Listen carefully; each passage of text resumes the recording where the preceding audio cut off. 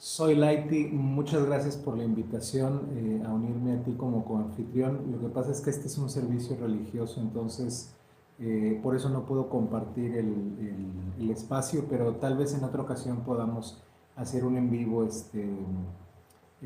para que podamos platicar. Gracias por la invitación, pero tengo que continuar con el servicio religioso. Alors, shalom et bienvenue. Ce service est en français. Si vous parlez français, écrivez shalom dans les commentaires et dites-nous d'où vous regardez. La bénédiction d'ouverture. Baruch ata Elyon shenatata lanu chaim vehirsheita lanu lehitkanes ha'ayom la'avod otcha. Amen.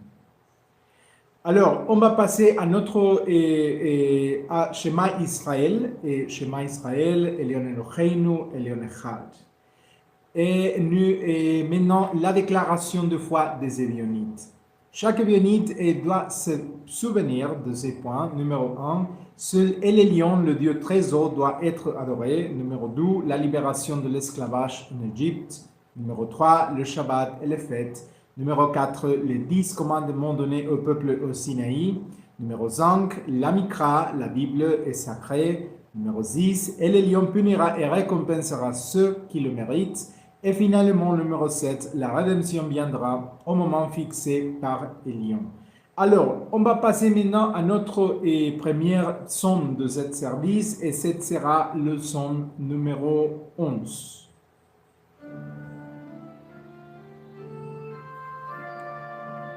Ô Seigneur, je cherche refuge. Comment pouvez-vous me dire?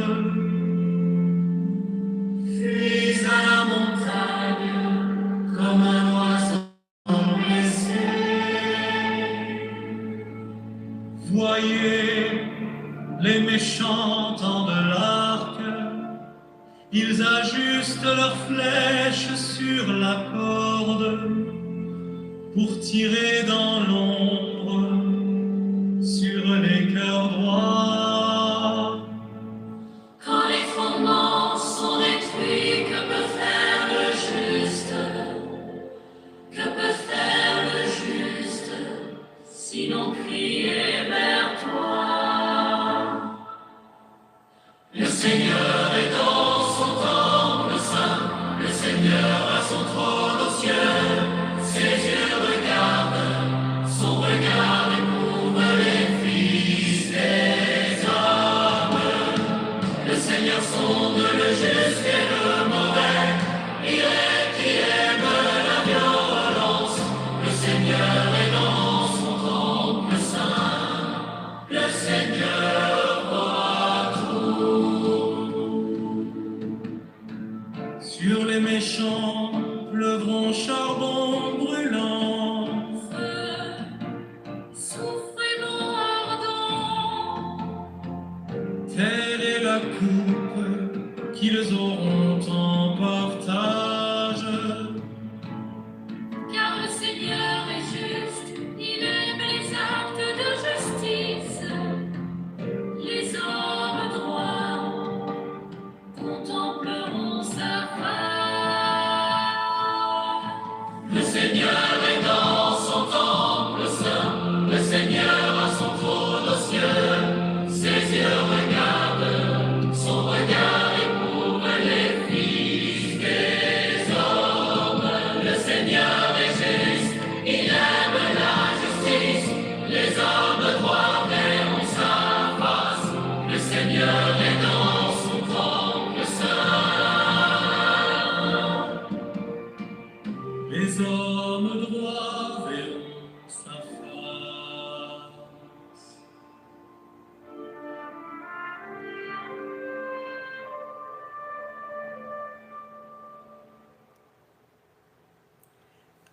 Nous avons des commentaires ici. Buen día para ti también. Shalom. Yesmi Camargo dice hola, saludos desde Colombia, Bogotá. Un saludo y un abrazo a nuestros hermanos colombianos. Bienvenidos al en vivo. Hoy el servicio religioso es en francés. Muchas gracias por estarnos acompañando. Si quieren ver este servicio religioso Este mismo que vamos a tener hoy lo pueden ver el martes 8 de la mañana, horario de México, en espagnol. Ok, alors on va passer à notre amida d'ouverture. Béni sois-tu, Dieu notre Dieu, Dieu de notre Père, Dieu d'Abraham, Dieu d'Isaac et Dieu de Jacob, et Dieu grand et puissant, Dieu très heureux, et source de bonté, maître de toutes choses, et roi, sauveur et protecteur, béni sois-tu, Elion. Amen. Tu es puissant à jamais, Elion, tu soutiens les vivants, et par ta bonté, tu ressuscites les morts avec une grande miséricorde. Tu révèles ceux qui sont tombés, et tu guéris les malades, tu libères les captifs, et tu maintiens ta fidélité envers ceux qui reposent dans le plaisir. Qui est comme toi, et qui est comme toi, roi, et qui donne vie et multiplie le salut. Béni sois-tu, Elion, qui ressuscite les morts. Amen. Tu es saint et ton nom est saint, et tes serviteurs te louent chaque jour. Béni sois-tu, Elion, notre Dieu. Amen. Accorde-nous la sagesse, Elion, notre Dieu, pour connaître tes voies, et donne-nous l'intelligence pour connaître ta volonté. Amen. Ramène-nous, notre Père, à ta Torah, et rapproche-nous, notre Roi, à ton service. Ramène-nous à toi avec une repentance sincère. Amen. Pardonne-nous, notre Père, et car nous avons péché, et absous-nous, notre Roi, car nous avons transgressé. Béni sois-tu, et car tu pardonnes abondamment. Amen. Regarde notre affliction, prends notre cause et en considération et délivre-nous et promptement pour la gloire de ton nom, et béni sois-tu, Elion, notre Rédempteur. Amen. Tourne-toi vers nous, Elion, et nous serons guéris. Regarde-nous et nous serons sauvés. Car tu es notre louange. Accorde une guérison parfaite à toutes nos blessures. Béni sois-tu, Elion, qui guérit tous les malades. Amen. Bénis-nous, Elion, notre Dieu, et dans tout le travail de nos mains, et fais que de notre année, une année prospère avec de bonnes récoltes. Béni sois-tu, Elion, qui bénit les années. Amen.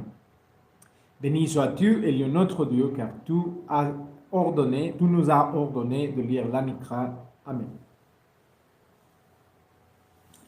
Alors, maintenant, on va passer à la lecture de la parasha. Dans ce cas, ce jour-là, on va lire Bereshit 33 et vers 1 à 31. Un jour, Dina, la fille de Léa, qu'elle avait donnée à Jacob, et alla rendre visite aux femmes du pays. Sichem, fils de Hamor, et le Hivite, prince du pays, la prit et coucha avec elle. Car il était profondément attiré par Dina, et la fille de Jacob, et amoureux d'elle, et lui parlait tendrement. Puis Sichem dit à son père Hamor, donne-moi cette jeune femme pour femme. Jacob apprit que Sichem avait déshonoré sa fille Dina, mais comme ses fils étaient au champ avec les troupeaux, Jacob garda le silence jusqu'à leur retour. Alors Hamor, le père de Sichem, alla parler à Jacob. Entre-temps, les fils de Jacob, qui avaient entendu la nouvelle revenir des champs, ils étaient affligés et furieux, car ils avaient commis un outrage en Israël en couchant avec la fille de Jacob, chose inadmissible. Alors Hamor leur parla et dit, mon fils Sichem désire ardemment votre fille.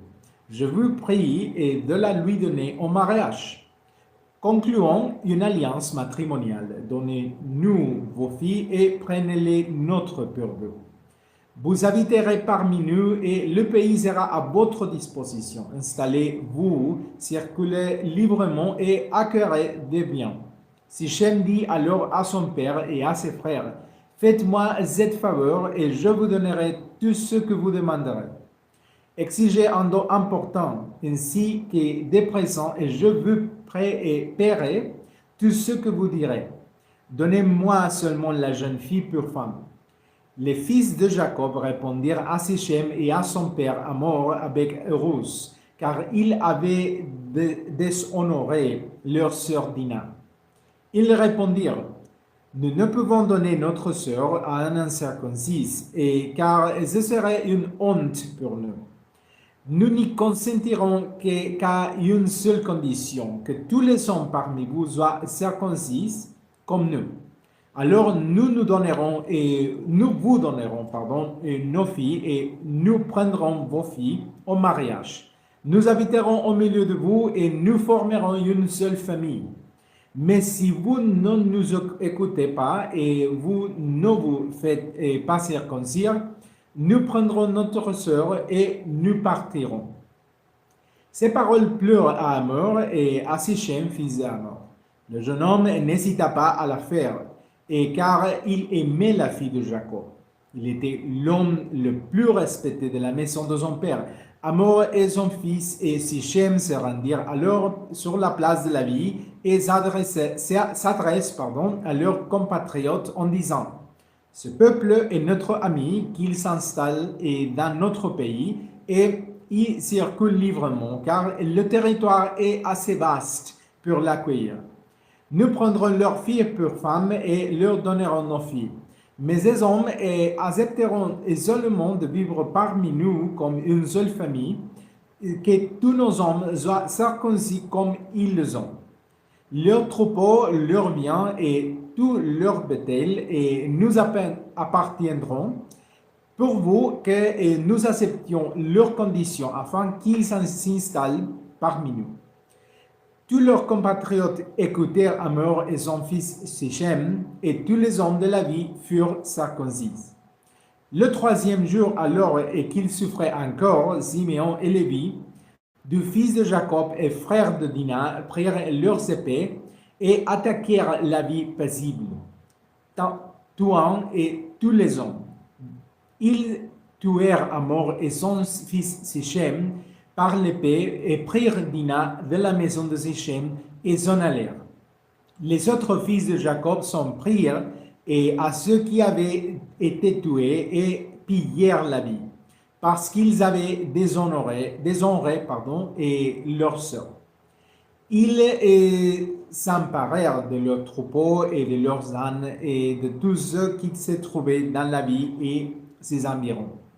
Ils prirent tous leurs biens et tous leurs enfants, leurs femmes et tous ceux qui étaient dans leur maison comme captifs et comme boutins. Jacob dit à Simeon et Lévi: vous m'avez causé de tort, vous m'avez rendu haï des habitants de ce pays, des Cananéens et des Phérésiens. Mes hommes sont peu nombreux. Si vous vous unissez contre moi et m'attaquez, ma famille et moi périrons. Mais ils répondirent: devrait-on traiter notre sœur comme une prostitute? Béni sois-tu, Elion notre Dieu, car tu nous as ordonné de lire la Mikra. Amen. Alors, je ne sais pas si nous avons ici des commentaires, et pas de commentaires ici. Et nous avons ici buenas desde España, José Luis Vives, bienvenido a este en vivo. Un saludo para nuestros hermanos españoles. El chat pervertidos, te equivocaste de lugar. Nosotros, no sé qué creas que somos, nosotros somos ebionitas. Hola, dice, reconocemos, así lo reconocemos mejor. Y otra vez, hola. Ok, el servicio de hoy, de todos los domingos, es en francés. Bienvenidos a él, todos aquellos que hablamos español, pero si quieren escuchar este mismo servicio en español, lo tendremos el martes a las 8 de la mañana. Ok, alors, on va passer à l'explication, la déracha de Genèse 34 et 1 à 31. Aujourd'hui, nous nous pêchons sur un texte difficile et profondément humain. Genèse 34, l'histoire de Dina, fille de Léa et de Jacob.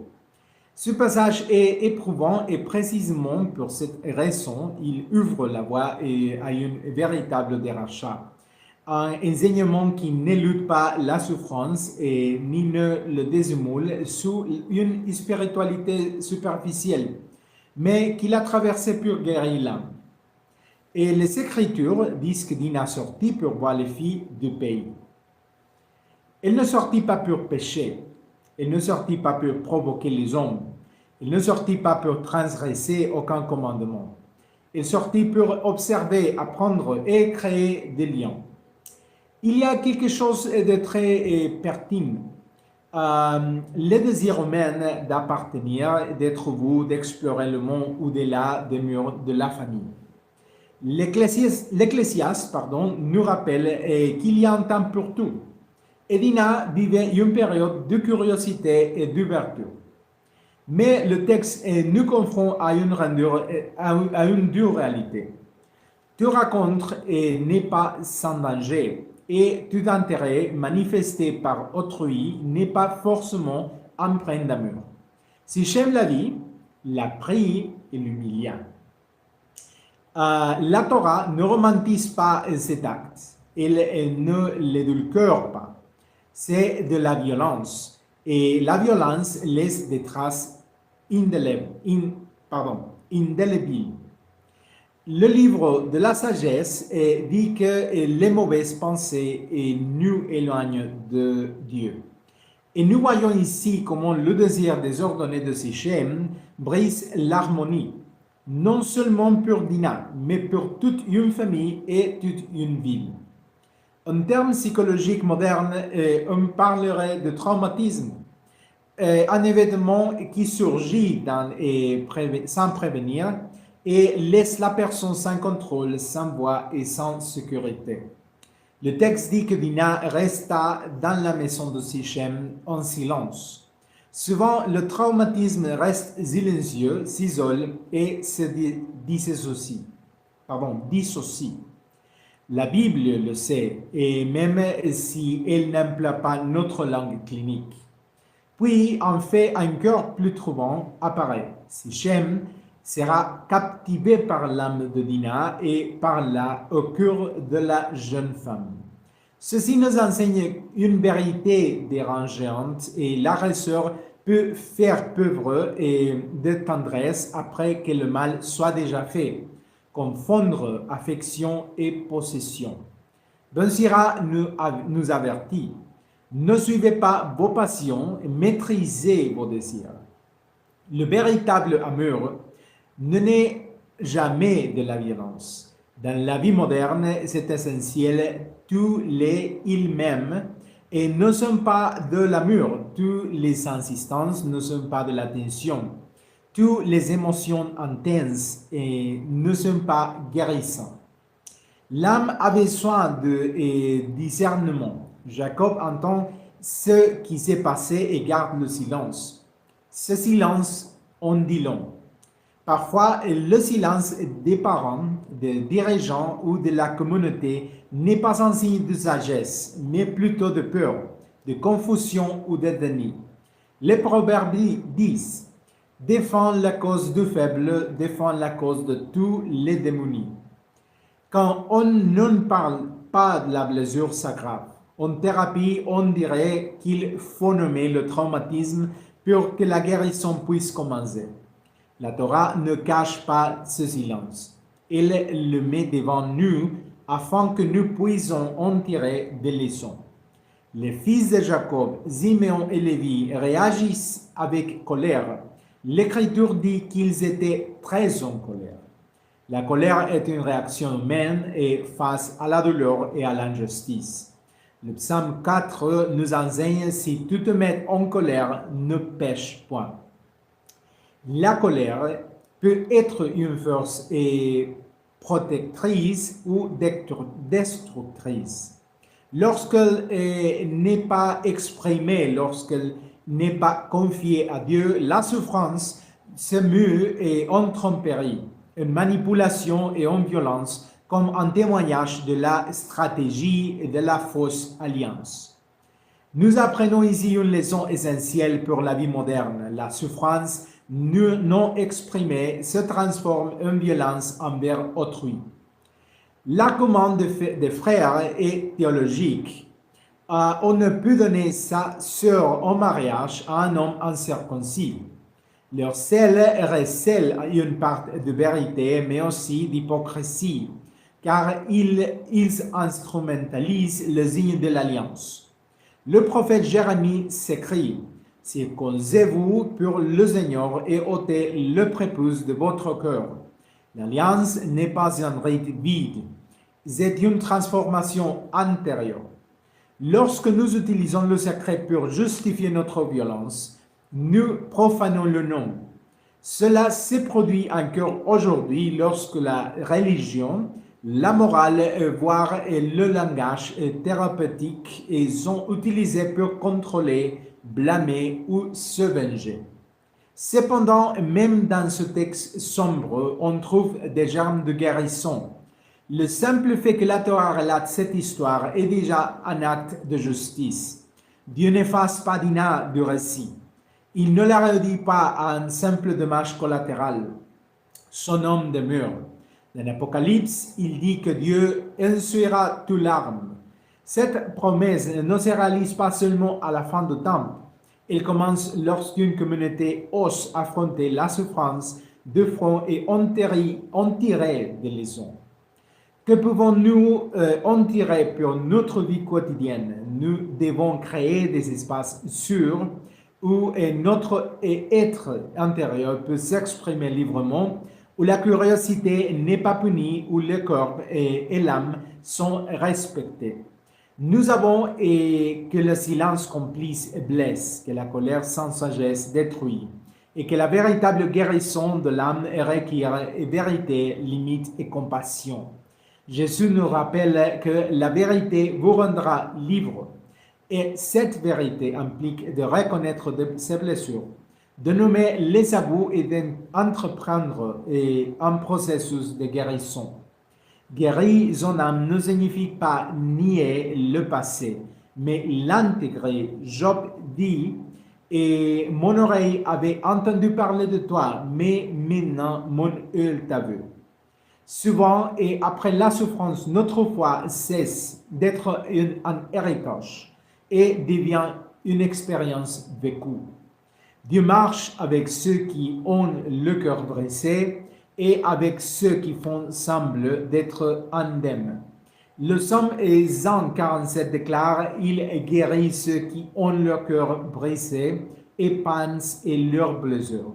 Aujourd'hui, cette guérison peut passer par la prière, la communauté, la justice, mais aussi par des outils modernes. Le soutien psychologique et des limites saines et l'éducation émotionnelle. Tout cela fait partie de la sagesse que Dieu répand sur chaque génération. Ainsi, lorsque nous lisons Genèse 34, nous le lisons pas simplement et comme un récit ancien de violence et de conflit, mais comme un miroir de l'âme humaine. Puisse-t-il nous enseigner à protéger les plus vulnérables, à écouter avant de nous taire, à transformer la colère en justice et à rechercher une sainteté qui guérit plutôt que la détruire. Et puisons-nous, comme le dit le prophète Michée, apprendre à pratiquer la justice, aimer la miséricorde et marcher humblement avec notre Dieu. Ken Yehi Ratson. Jusqu'ici, ça c'est tout avec cette paracha et deracha. Et nous avons ici, dice saludos de Costa Rica y del sendero de la mano izquierda. Saludos hasta Costa Rica, nuestros hermanos costarricenses. Un abrazo. Ça c'est tout ici. Nous avons ici, hola. Dice, ¿qué le pasa a el esquizofrénico esquizofrénico se escribe con Q. Bueno, eso es todo. Ok, on va continuer avec notre prochain somme et ce sera le somme numéro 12.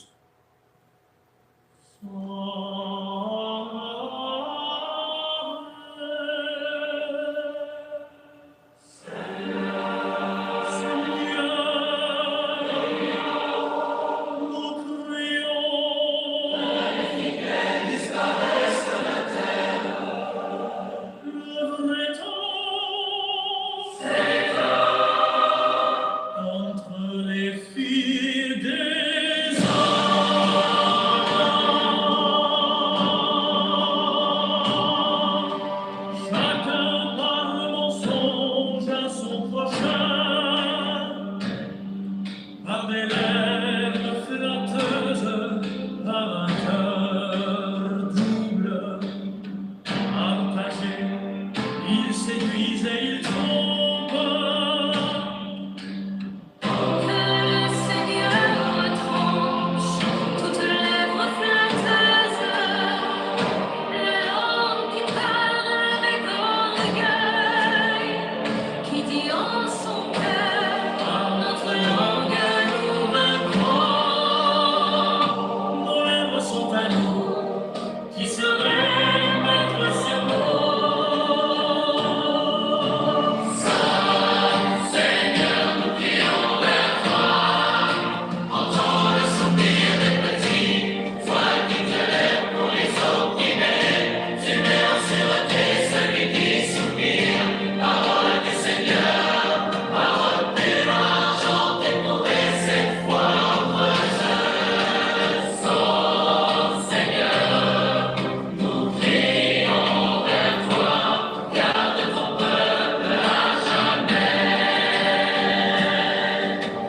Cause de la misère des faibles, à cause du gémissement des pauvres.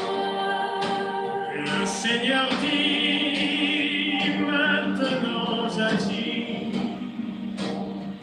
je relève celui qu'on méprise. Toi, Seigneur, tu les garderas, tu nous préserveras de cette génération, tandis que les méchants se promènent, que la bassesse s'élève parmi les hommes.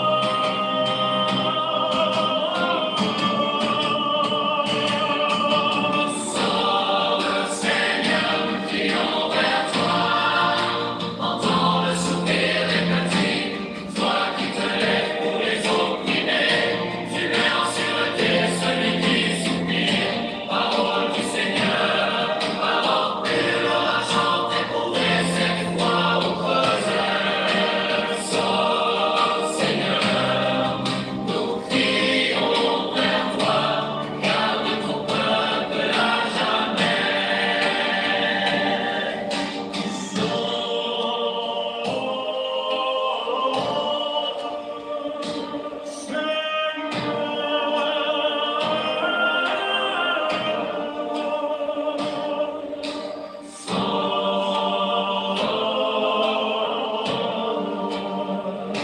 Seigneur, nous crions, nous espérons.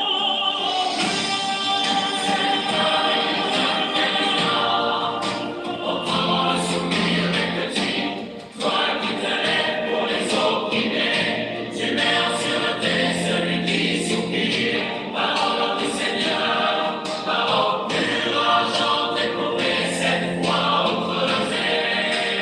Sauve, Seigneur, nous crions vers toi. Garde ton peuple à jamais.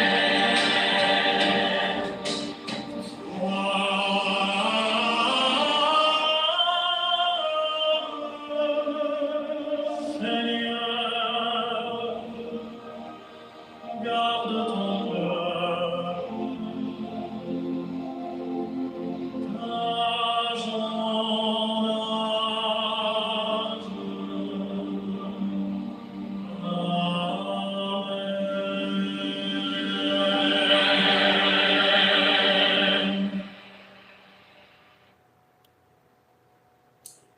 Ok, avant de commencer la lecture de la deuxième paracha, nous avons ici, dice, y este tipo, no entiendo tu pregunta, dice, ofendidos asquerosos, weird science. Nos estás confundiendo. No estoy ofendido porque es muy difícil que me puedas ofender. La verdad es que yo he sufrido de racismo toda mi vida, desde que estaba en la escuela muy pequeñito, y es muy difícil que me puedas ofender con algo que tú me puedas decir. Pero Yo creo que tú crees que somos judíos. Nosotros somos una comunidad evionita, no somos judíos. Éramos judíos, pertenecíamos a la judeidad, pero ya nos hemos salido. Entonces, creo que nos estás confundiendo. Ahorita hay mucho revuelo con eso. Islam Khan aquí está poniendo puras banderitas de Arabia Saudita. Bueno, debe ser tal vez su país. Ok, on va passer alors à la 12e paracha et c'est dit béni sois-tu, Elion notre Dieu, car tu nous as ordonné de lire l'Amikra. Amen. Cette 12e paracha est parachat Esther 7, 1 à 10. Et c'est dit le roi et Haman allèrent et ensuite voir avec la reine Esther et le lendemain pendant la fête du vin, le roi demanda à Esther, que désires-tu, reine Esther, que ta requête soit exaucée? Et que souhaites-tu? Même la moitié du royaume te sera donnée. La reine Esther répondit, s'il plaît à votre majesté, s'il lui semble bon, que ma vie soit épargnée, ainsi que cela de mon peuple. Car nous, mon peuple et moi, avons été vendus pour être détruits, massacrés et anéantis. Si nous avions été vendus comme esclaves, et je me serais tout, et car l'adversaire n'est pas digne de la colère du roi. Alors le roi Assuérus demanda à la reine Esther, qui est et où est celui qui a osé faire une chose pareille? Esther répondit, l'ennemi et l'adversaire, c'est ce méchant Haman. Haman était terrifié en présence du roi et de la reine. Le roi est furieux, quitta le festin et se rendit dans le jardin du palais, tandis qu'Haman est resté là, implorant la reine. Esther de lui laisser la vie sauvée, car il voyait bien que le roi était résolu à le faire périr. Lorsque le roi revient du jardin du palais et à la salle de banquet, Haman était attendu sur le divan où Esther était couchée. Alors le roi lui dit, « Oseras-tu violer la reine dans mon propre palais ?» À peine ces mots prononcés, le visage d'Haman fut couvert. Arbona, l'un des eunuques du roi, dit alors, « Il y a aussi dans la maison d'Haman un poutre de 50 coudées de haut qu'il a fait fabriquer pour Mardochée, celui dont les paroles ont sauvé le roi. Le roi ordonna qu'on le place dessus. Alors ils empalèrent Haman sur le pieu qu'il avait préparé pour Mardochée et la colère du roi s'apaisa. Béni sois-tu, Elion notre Dieu, car tu nous as ordonné de lire l'Amikra. Amen. Alors, on va passer, pardon, je ne sais pas si nous avons des autres commentaires, non. Dice, deja de usar símbolos satánicos y ya, no estoy usando ningún símbolo satánico. Dice, me gusta y suscríbete, comparte, listo. Ok, muchas gracias. Ok, alors, on va passer à la Deracha Esther 7 et 1 à 10, et l'explication. Abordons aujourd'hui avec un cœur attentif le récit d'Esther 7, un passage bref en mots, mais d'une immense portée spirituelle, psychologique et de guérison pour l'âme. Les Écritures nous disent que le roi et Haman entrèrent au banquet avec la reine Esther et que là, dans cette atmosphère en apparence festive, la vérité fut révélée. Le masque de l'oppresseur tomba et la justice du trésor se manifesta. Car il est écrit, le roi dit, qui est et où est-il pour avoir osé faire une telle chose? Esther répondit, l'ennemi et l'adversaire, c'est ce méchant Haman. Ici, nous sommes confrontés non seulement à un drame politique, mais aussi à une révélation éternelle. La vérité, lorsqu'elle est dite avec sagesse et au moment opportun, et à un pouvoir qui désarme les empires. Esther ne parla pas impulsivement ni sous l'effet d'une peur paralysante. Elle avait jeûné et prié et fait le point sur sa vie antérieure. Comme le dit Ben Sira, avant de parler, apprends et avant de tomber malade, prends soin de toi. Sur le plan spirituel, Esther nous enseigne que la guérison commence lorsque nous cessons de fuir les conflits et apprenons à nommer ce que nous blesse. Combien de personnes aujourd'hui vivent opprimées, non par un amant extérieur, mais par des voix intérieures et méprises, et de culpabilité ou de terreur. Mais les Écritures nous rappellent, et la vérité jaillira de la terre, et la justice regardera du haut des cieux. Quand Esther parle, la vérité éclate, et le roi, figure du jugement, ne peut plus l'ignorer. Haman, quant à lui, représente la psychologie de l'orgueil démesuré, du narcissisme et qui croit que tout tourne autour de lui. Il avait préparé le gibet pour Mardoché, mais il n'avait pas examiné son propre cœur. Ainsi, il accomplit le proverbe, celui qui creuse une fosse y tombera. Et aussi, ceux qui proclament la sagesse de Salomon, les méchants sont pris au piège de leur propre œuvre. Dans la vie moderne, nous les constatons constamment. De ces structures fondées sur le mensonge, des relations entretenues par la manipulation des systèmes professionnels ou familiaux bâtis sur l'abus, finissent tôt ou tard par s'effondrer de l'intérieur. Non pas parce que Dieu est cruel, mais parce que la réalité ne peut indéfiniment tolérer ce qui contredit la vérité. Le roi se lève furieux et se retire dans le jardin. Ce silence est momentané et profondément spirituel. Il arrive que même le pouvoir doive se retirer pour discerner. Comme le dit Habakkuk, l'Éternel est dans son saint temple et toute la terre fasse zalance devant lui. En termes psychologiques, cela souligne l'importance de la pause avant de réagir. La pause est un remède pour l'âme. Esther ne poursuit pas le roi par la parole et la confiance, et Haman pris de panique, et se jette sur le lit d'Esther, scellant ainsi son propre destin. Et le texte est dur, mais réaliste. Lorsque la peur règne, nous perdons le discernement et franchisons des limites et qui nous détruisent. Alors, une justice poétique et profondément guérissante s'accomplisse. Et le gibet qu'Haman avait préparé pour un autre devient sa propre ruine. Il ne s'agit pas de vengeance humaine, mais que de rééquilibrage moral. Comme le chantait Anne, et l'Éternel appauvrit et enrichit, il abaisse et élève, dit le premier livre de Samuel. Et comme notre maître Jehoshua l'enseignait, car quiconque élève sera abaissé et quiconque abaisse sera élevé. Et c'est une loi spirituelle qui s'applique aussi aux êtres humains. Lorsque nous essayons de nourrir l'âme intérieure, cet ego qui veut tout contrôler, nous commençons à guérir.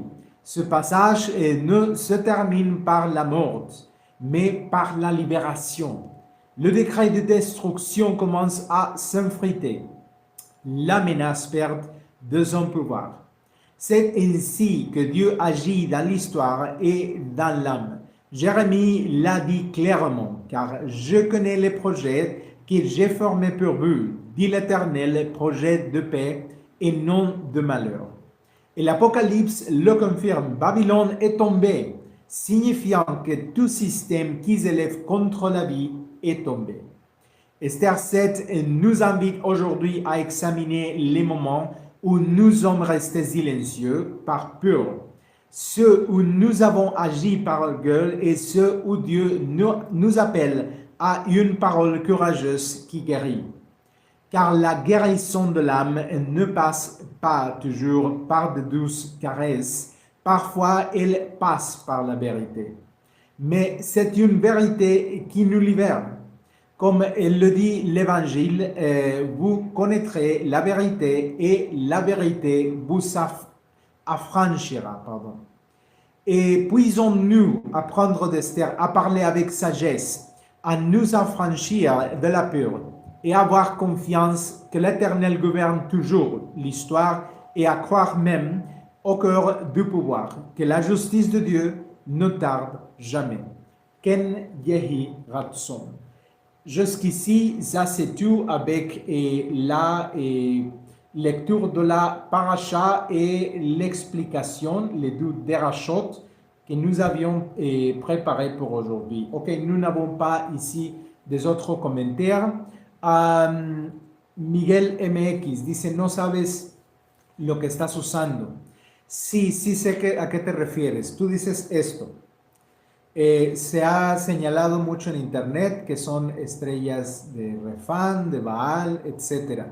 Yo solamente te tengo que decir una cosa, no hay seguridad de que estas estrellas las haya hecho el rey David. Entonces, llamarle estrella de David es un error. Pero sí hay muchas probabilidades de que David no haya sido israelita, que haya sido moabita o incluso alguien mixto. Que uno de sus padres, tal vez el padre haya sido israelita y la madre haya sido moabita, de modo que él pudo haber traído de otras religiones cananeas el símbolo. Eso no quiere decir que el que nosotros usemos el símbolo estemos adorando a un dios cananeo. De hecho, Yahvé, el dios de los israelitas, era un dios cananeo, igual que Baal, Moloch, etc., que Mosh. Nosotros no adoramos a Yahvé, el Dios del antiguo Israel, nosotros somos ebionitas, nosotros adoramos a Elión. Elión es el Dios altísimo, se traduce la palabra Elión como quien está por encima de todos. De modo que no te voy a dar más explicación, estas estrellas pueden simbolizar lo que tú crees, puede ser que no. Así como puede ser que haya sido un diseño del rey David, puede ser que no. No hay seguridad en nada de lo que se dice. Ok, alors, on va passer à notre Amida finale.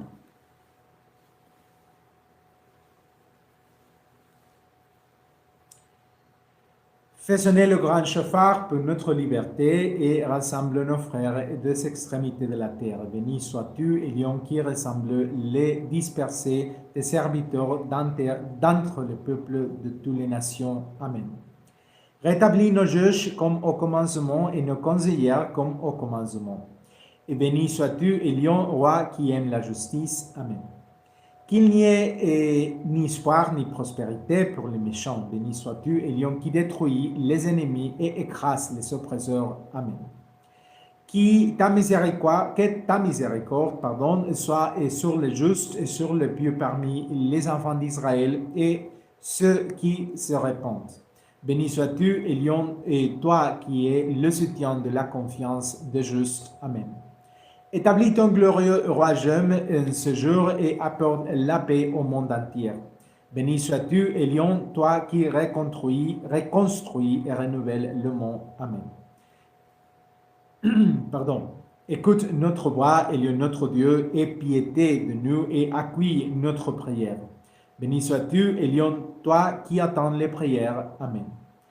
Nous te rendons grâce, Elion, car tu es notre Dieu et le Dieu de nos ancêtres. Par ta bonté, nous existons et par tes merveilles chaque jour. Béni sois-tu, Elion, le très miséricordieux. Amen. Accorde-nous ainsi qu'à toute l'humanité la paix, le bien-être, la bénédiction, la grâce et la miséricorde. Béni sois-tu, Elion, qui bénisse tous les hommes en paix. Amen. Alors, on va passer maintenant à notre psaume final. Dice cadena de oración por la salud de su santidad el Papa Francisco.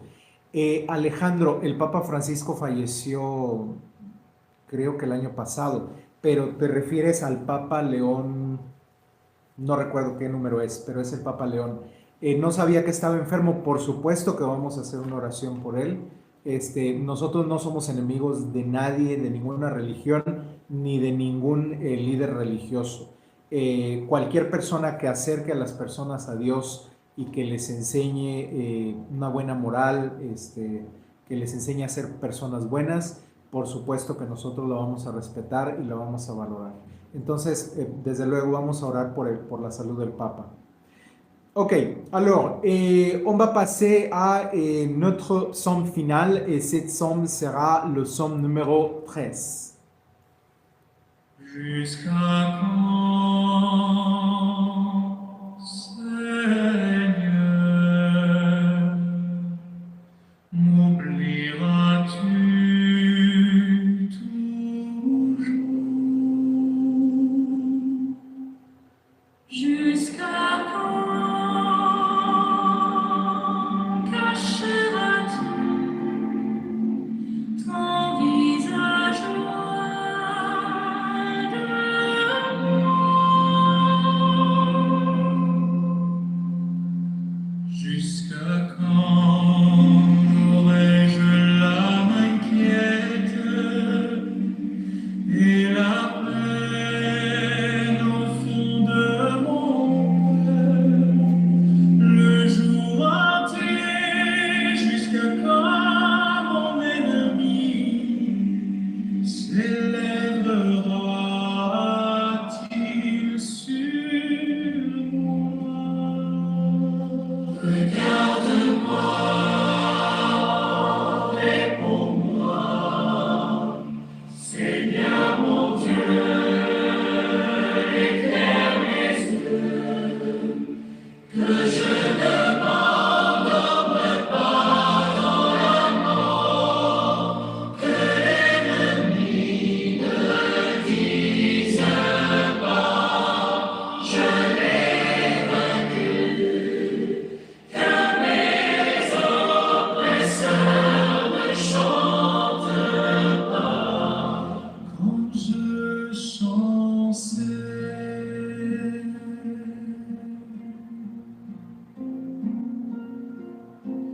Moi, je me confie en ta bonté. Mon cœur jubile à ton salut. Je veux chanter pour le Seigneur. Il m'a fait tant de bien. Regarde-moi,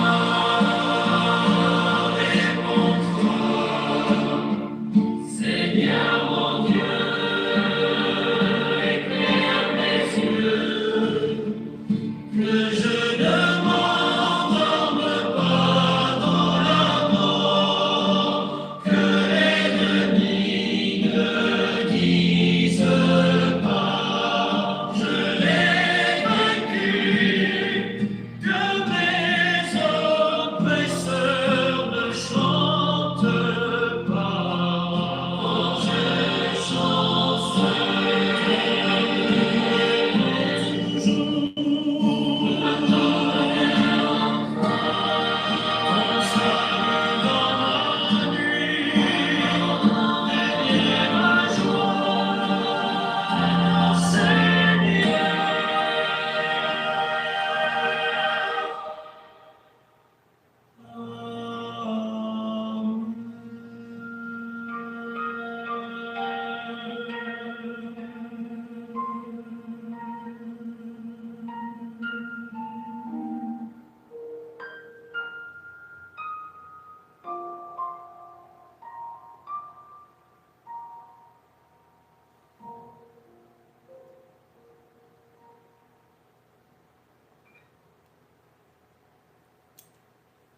Seigneur, pardonne nos péchés, guide-nous sur tes voies et fortifie tes serviteurs. Que ta volonté soit faite sur la terre comme au ciel. Amen.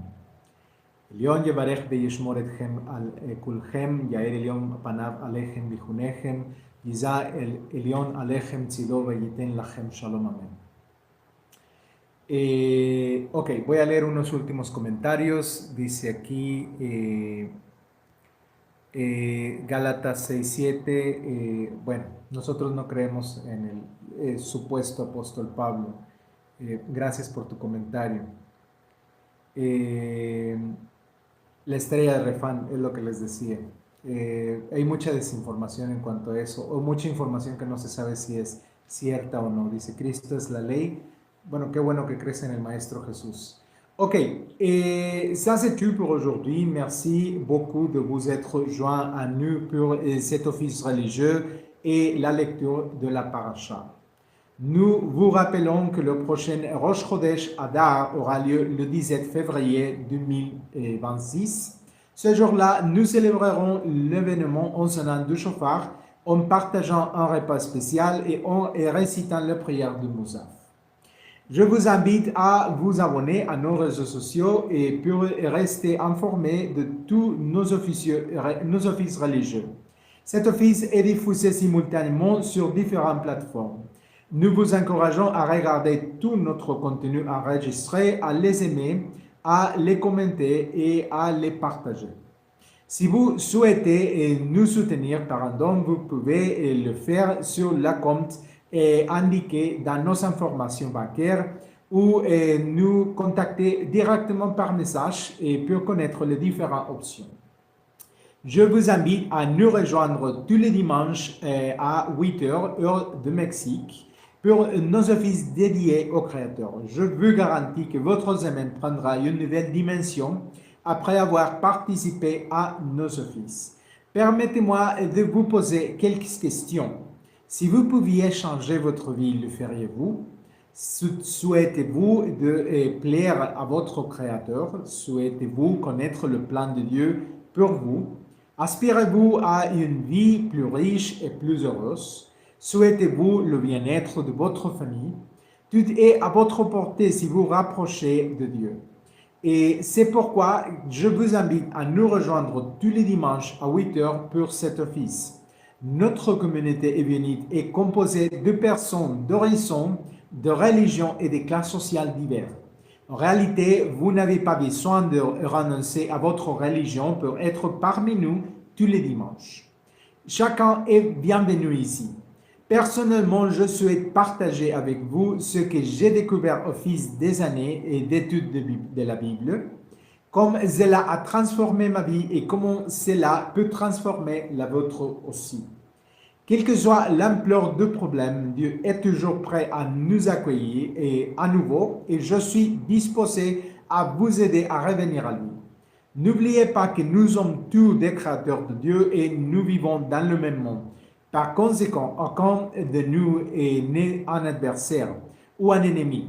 Nous sommes tous frères et sœurs, comme l'a dit le Seigneur Jésus. Que Dieu vous bénisse et vous protège tout. Shalom, shalom et Shavua Tov.